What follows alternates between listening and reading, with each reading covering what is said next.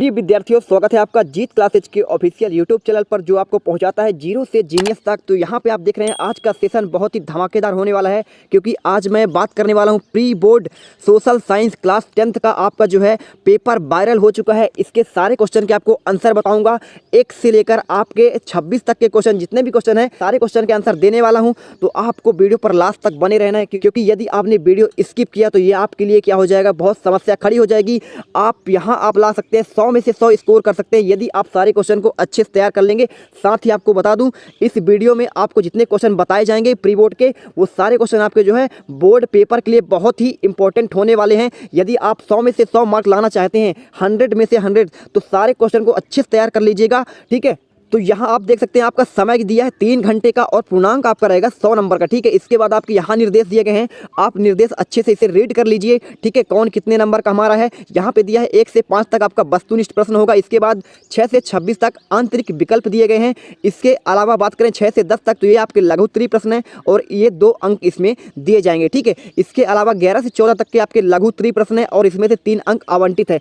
7 से देखिए यहाँ 7वें प्रश्न पर यहाँ पे आगे देखिए तो 15 से 21 तक आपके दीर्घ उत्तरीय प्रश्न दिए गए हैं और इसके 4 अंक आवंटित है, और 22 से 26 तक आपके जो है प्रत्येक प्रश्न पर 5 अंक आवंटित है, ठीक है। तो ये आपका क्या हुआ, आपका निर्देश वो चलते हैं आपके पहले ऑब्जेक्टिव क्वेश्चन पर।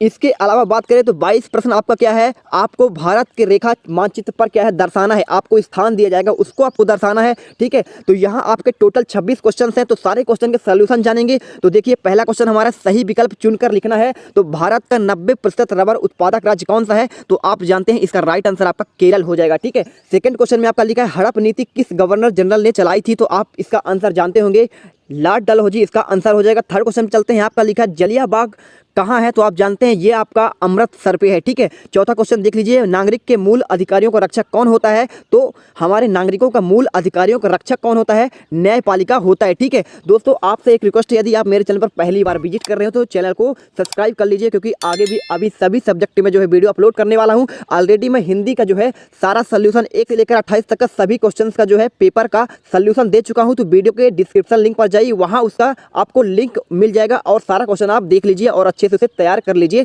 यदि आप 100 में से 100 नंबर पाना चाहते हैं। तो देखिए 5वां क्वेश्चन आपका यहाँ पे लिखा हुआ है, निम्न में से कौन सा भारत में जनसंख्या विस्फोट का कारण है, तो ये आपका कारण कौन सा हो जाएगा, हमारा डी नंबर, शिक्षा का अभाव, ठीक है। चलते हैं प्रश्न क्रमांक 2 पर। पहला क्वेश्चन आपका दिया है उग्र राष्ट्रवाद के जनक कौन है, तो आप इसका आंसर जानते हैं, बाल गंगाधर तिलक इसका राइट आंसर हो जाएगा। इसके बाद सेकंड में आपको देखते हैं भारत में मताधिकार की आयु कितनी है, तो आप जानते हैं, बहुत अच्छे से जानते होंगे, 18 वर्ष है। प्राचीन काल में भारत को क्या कहा जाता था, तो ये भी आप जानते होंगे, बचपन से आप पढ़ते आ रहे होंगे, क्लास 6 से सामाजिक विज्ञान में सोने की चिड़िया कहा जाता है, ठीक है। तो आई होप आपको वीडियो अच्छी लग रही हो, तो वीडियो को आपको दिल से लाइक करना है और चैनल को सब्सक्राइब कर लेना है, ठीक है। चौथे क्वेश्चन पर देखिए, आर्थिक विकास एक क्या है, तो ये एक अनवरत प्रक्रिया है। इसे आप चाहें तो ऐसा भी लिख सकते हैं, आपकी पुस्तक में लिखा हुआ है निरंतर चलने वाली प्रक्रिया, तो इसे हम अनवरत भी लिख सकते हैं। इसके बाद देखिए आपका अगला क्या है, आपका 5वां है, दूरसंचार के माध्यम से वस्तुओं का क्रय विक्रय करना क्या कहलाता है, तो ये आपका कहलाता है टेली मार्केटिंग, ठीक है। सारा क्वेश्चन का आप आंसर जो है स्क्रीनशॉट कर लीजिए और अपने कॉपी पर लिख लीजिए। चलते हैं प्रश्न क्रमांक 3 पर। यहाँ पे आपका एक शब्द या एक वाक्य में उत्तर देना है। तो देखिए पहला क्वेश्चन क्या है, किसी एक राज्य का नाम लिखिए जहां औसतन 5 वर्ष में 1 बार सूखा पड़ता है, ठीक है। तो साथियों इसका आंसर आपका हो जाएगा, बता दें आपको कि पश्चिम बंगाल, मध्य प्रदेश, आंध्र प्रदेश, महाराष्ट्र और केरल, बिहार में जो है यहाँ जो है औसतन 5 वर्ष में आपका जो है सूखा पड़ता है। तो आपको इसमें से कोई भी लिख देना है। यदि बात करें 4 वर्ष की, तो कर्नाटक और उत्तर प्रदेश में प्रति 4 वर्ष में क्या है आपका सूखा पड़ता है। ये आपके क्लास 9 के सामाजिक विज्ञान के बुक में लिखा हुआ है, ठीक है। इसके बाद बात करें गुजरात, पंजाब, तमिलनाडु और तेलंगाना में जो है औसतन जो है 3 वर्ष में आपको क्या है सूखा पड़ता है। तो ये आपका आंसर हो गया। सेकंड क्वेश्चन में यहाँ देखिए, किसका बलिदान प्रथम स्वतंत्रता संग्राम में पहली आहुति थी, तो आपको इसका आंसर जानते हैं, मंगल पांडे वो व्यक्ति थे, ठीक है। प्रश्न क्रमांक 3 में देखिए, भारत में बेरोजगारी कितने प्रकार के हैं, तो भारत में जो है बेरोजगारी 2 प्रकार के हैं। एक हमारा क्या है, शहरी बेरोजगारी है, और दूसरा हमारा कौन सा है, ग्रामीण बेरोजगारी, ठीक है। इसके अलावा आप चाहें तो मौसमी बेरोजगारी भी आपका होता है, ठीक है।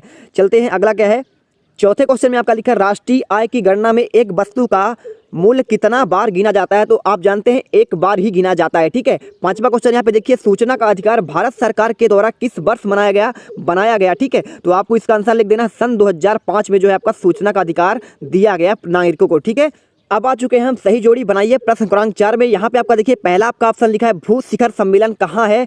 तो भू शिखर सम्मेलन जो हमारा पहली बार आयोजित हुआ था ब्राजील के रियो डी जेनेरो में, ठीक है। ये आपका ब्राजील का एक शहर है, ठीक है। इसके बाद सेकंड क्वेश्चन आपका दिया है तात्या टोपे को फांसी कब हुआ था। तो आप जानते हैं 1859 में जो है इन्हें फांसी दी गई थी, ठीक है, शिवपुरी में। इसके बाद देखिए लोकसभा सदस्य संख्या कितनी है। तो आप जानते हैं लोकसभा के सदस्यों की संख्या आपका 545 है, ठीक है। जीवन स्तर में वृद्धि क्या होता है। तो ये होता है हमारा प्रति व्यक्ति आय में वृद्धि, ठीक है। 14 का हमारा सेकंड हो जाएगा। इसके बाद देखिए पांचवा उपभोक्ता सुरक्षा अधिनियम क्या है। तो ये हमारा आया था 1986 में। तो इसके आंसर हमारा देखिए ये हो चुका है। आप सारे के सारे जो है अच्छे से इसे देखते जाइए और याद भी करते जाइए, ठीक है। आपके गारंटी के साथ 100 में से 100 आएंगे यदि आपने सारे क्वेश्चन प्री बोर्ड के तैयार कर लेंगे, क्योंकि 80% क्वेश्चन यहीं से बनने वाले हैं। जी हाँ दोस्तों, 80% जो क्वेश्चन हैं आपके प्री बोर्ड से बनते हैं, क्योंकि पैटर्न आपका सेम रहता है और सारे क्वेश्चन बहुत ही इंपॉर्टेंट होते हैं। क्योंकि प्री बोर्ड का मतलब क्या होता है, आपकी बोर्ड से पहले की तैयारी। तो आई होप आपको ये वीडियो बहुत अच्छा लग रहा होगा, ये सेशन आपको पसंद आ रही होगी। तो आपके जीत भाई के लिए आपको इस वीडियो को लाइक करना है और चैनल को सब्सक्राइब कर देना है। चलते हैं प्रश्न क्रमांक 5 के सत्य और असत्य पर। यहाँ पे आपका देखिए पहला आपका है भूकंप, बाढ़ एवं सूखा प्राकृतिक आपदाएं हैं। तो जी हाँ बिल्कुल, आपका जो है पहला आपका क्या हो जाएगा, सत्य हो जाएगा, क्योंकि भूकंप, बाढ़ और सूखा ये है प्रकृति के द्वारा आते हैं, इसलिए प्राकृतिक आपदा कहलाएंगे। इसके बाद सेकंड देखिए लोकसभा एक स्थायी सदन है। गलत, क्योंकि क्या है राज्यसभा हमारा स्थायी सदन होता है और लोकसभा अस्थाई सदन होता है, इसलिए हमारा क्या हो जाएगा, असत्य हो जाएगा, ठीक है। तो आपको इसमें असत्य लगाना है। थर्ड पर देखिए भारत में बेरोजगारों की संख्या कम हो रही है। तो गलत है ये, क्योंकि भारत में बेरोजगारों की संख्या बढ़ रही है, जनसंख्या वृद्धि हो रहा है, जनसंख्या विस्फोट हो रहा है, इसलिए क्या हो रहा है, हमारा भारत में बेरोजगारों की संख्या लगातार बढ़ रही है। चलिए चौथे क्वेश्चन पर चलते हैं। धातु मुद्रा की कठिनाइयों के कारण कागजी मुद्रा का विकास हुआ है। तो बिल्कुल इसी के लिए हुआ था, ठीक है, क्योंकि उसमें बहुत परेशानी हो रही थी, इसलिए हमारा क्या हुआ, कागजी मुद्रा का विकास या प्रचलन हुआ। तो ये हमारा सत्य हो जाएगा। पांचवा क्वेश्चन आपका लिखा है प्रत्येक व्यक्ति का एक उपभोक्ता है। तो जी हाँ, प्रत्येक व्यक्ति क्या है, एक उपभोक्ता है, ना कि उत्पादक, ठीक है। तो ये आपको याद करना है, क्योंकि हर व्यक्ति जो है किसान नहीं है, इसलिए वो उत्पादक नहीं हो सकता है, उपभोक्ता जरूर हो सकता है। हर व्यक्ति जो है उपभोग करता है वस्तुओं का, ठीक है। तो यहाँ आप देखिए आपका पूरे 25 नंबर के ऑब्जेक्टिव समाप्त होते हैं। तो आपको मैं बता दूं इस वीडियो में आपको जो है मात्र मैं आपको ऑब्जेक्टिव कराने वाला हूं, क्योंकि नेक्स्ट वीडियो आपको जो बनाऊंगा उसमें आपके 1 से लेकर 26 क्वेश्चन के सारे प्रश्न के उत्तर वैसे ही आपको लिख के दूंगा जैसे आपको परीक्षा में, जो कोई बोर्ड परीक्षा आपका है। तो आपको ये भी बताना है कि आपको यदि टॉपर बनना है, 100 में से 100 लाना, तो आपको लिखना कैसे है। इसके लिए मैं बहुत ही प्यारी राइटिंग से आपको ऐसा लिख के दूंगा कि जिससे आपका जो है कॉन्फिडेंस लेवल बढ़ जाएगा। आप ये भी जानेंगे कि आपको बोर्ड परीक्षा में कैसे पेपर लिखा जाता है। तो देखिए प्रश्न क्रमांक 6 से आप जो है इसका पूरा स्क्रीनशॉट कर लीजिए और हो सके तो आप इसका आंसर अभी से याद कर लीजिए, ठीक है। चलते हैं अगला दिखाते हैं आपको। तो दोस्तों यहाँ से देखिए प्रश्न क्रमांक हमारा 6 है, किस मिट्टी में पोटास और चूना अधिक मात्रा में पाया जाता है। और अथवा क्वेश्चन है जल के कितने स्रोत होते हैं। प्रश्न क्रमांक 7 देखिए सड़क दुर्घटना से बचने के 2 उपाय लिखना है, महामारी से बचने के 2 उपाय लिखना है, ठीक है। अब देखिए ये सब 2-2 अंक के क्वेश्चन है, तो आपको अधिकतम 30 शब्दों में ही लिखना है, ज्यादा नहीं लिखना है, ठीक है। उतना ही बोर्ड के पेपर में लिखा जाता है जितना आपको मांगा जाता है। अधिक लिखने से आपको एक भी ज्यादा नंबर नहीं दिए जाएंगे और इससे आपका क्या है, समय भी नष्ट होता है। प्रश्न क्रमांक 8 में देखिए भारत के राष्ट्रपति का चुनाव कैसे होता है। अथवा में आपका क्वेश्चन है राज्यपाल को पद की शपथ कौन दिलाता है, ये आपका क्वेश्चन है। इसके बाद प्रश्न क्रमांक 9 में देखिए उस भारतीय अर्थशास्त्री का नाम लिखिए जिसे नोबेल पुरस्कार सम्मानित किया गया है। तो आप जानते हैं अमर्त्य सेन इनका नाम है। अथवा में आपका क्वेश्चन है किन्हीं 2 विकसित देशों के आपको नाम लिखना है। 10वां नंबर देखिए उपभोक्ता शोषण के 2 प्रकार लिखिए। अथवा में आपका क्वेश्चन है किन उत्पादों पर एक एग मार्क चिन्हित किया जाता है। इसके अलावा देखिए प्रश्न क्रमांक 11 पर लौह खनिज कितने प्रकार का होता है।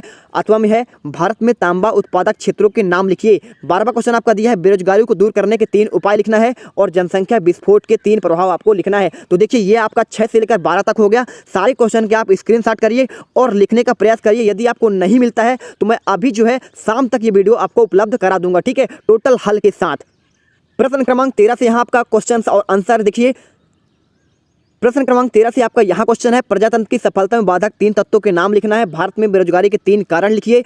प्रश्न क्रमांक 14 में विकसित व विकासशील देशों में 3 अंतर, भारतीय योजनाओं को कोई 3 उद्देश्य लिखिए। हरित क्रांति की 4 विशेषताएं 15वां क्वेश्चन। और अथवा में आपका लिखा है मृदा अपरदन के 4 कारण लिखिए। अथवा में 16वां देखिए आपका इसमें क्या है 1857 के प्रथम स्वतंत्रता संग्राम के लिए उत्तरदायी 4 कारण लिखना है। और भारत में उग्र राष्ट्रवाद उदय के कोई 4 कारण लिखिए। यह आपका है 12 से लेकर 16 तक का, ठीक है। स्क्रीनशॉट कर लीजिए और इसे सेव कर लीजिए। चलते हैं नेक्स्ट क्वेश्चन पर। यहाँ पर देखिए आपका प्रश्न नंबर 17 से लेकर 23 तक का क्वेश्चन दिया गया है। पहला हमारा है 17वां क्वेश्चन, बंगाल विभाजन कोई 4 कारण लिखना है। दूसरा, जंगल सत्याग्रह क्या है, इसका आपका वर्णन करना है। 18वें आपको इकहरी नागरिकता किसे कहते हैं और भारतीय संविधान की 4 विशेषताएं लिखनी है। 19वें आपको लिखें भारतीय संविधान में प्रस्तावना का क्या महत्व है। नाम मात्र की कार्यपालिका किसे कहते हैं। लोकसभा अध्यक्ष के कोई 4 कार्य लिखिए। लोकसभा सरकार कैसे नियंत्रित करती है। और 21वां आपका लिखा है उपभोक्ता के कोई 4 अधिकार लिखिए। उपभोक्ता के 4 कर्तव्य आपको लिखना है। 22वां क्वेश्चन आपका है बाढ़ आपदा के 5 कारण लिखिए। अथवा में आपका भारत में भूस्खलन आपदा क्षेत्रों का आपको वर्णन करना है। इसके बाद 23वें क्वेश्चन आपको लिखिए भारत की राष्ट्रीय जागृति के 5 कारण लिखिए और मंगल पांडे कौन थे। ठीक है, इसके बारे में आपको लिखना है। चलते हैं नेक्स्ट क्वेश्चन पर। प्रश्न क्रमांक 24 में देखिए साइमन कमीशन का विरोध क्यों किया। अथवा का आपका क्वेश्चन है मध्य प्रदेश के राष्ट्रीय चेतना जागृति हेतु प्रकाशित समाचार पत्रों के नाम लिखना है। 25वें क्वेश्चन में साधारण विधेयक पारित होने की प्रक्रिया लिखना है। व्यवस्थापिका के कोई 5 कार्य लिखिए। प्रश्न क्रमांक 36 में आपका दिया गया है दिए गए भारत के मानचित्र में निम्नलिखित दर्शाइए कर्क रेखा, कच्छ की खाड़ी, हिंद महासागर, कोलकाता, नर्मदा नदी। ठीक है, तो ये क्वेश्चन आपका जो है अलग से एक मानचित्र दिया जाएगा। वो मानचित्र में आपको जो है पूरे के पूरे जो है सॉल्यूशन के साथ अगले वीडियो पर मिलता हूँ। तो यदि आपको सारे अदर सब्जेक्ट के आपको आंसर चाहिए, आपका जो सभी सब्जेक्ट के वायरल पेपर है, तो उसके लिए आपको क्या करना है, मेरे वीडियो को लाइक करना है और चैनल को सब्सक्राइब कर लेना है। यदि आपको ये सारा सेशन पसंद आया है तो मिलते हैं अगले वीडियो में। जय हिंद, जय भारत।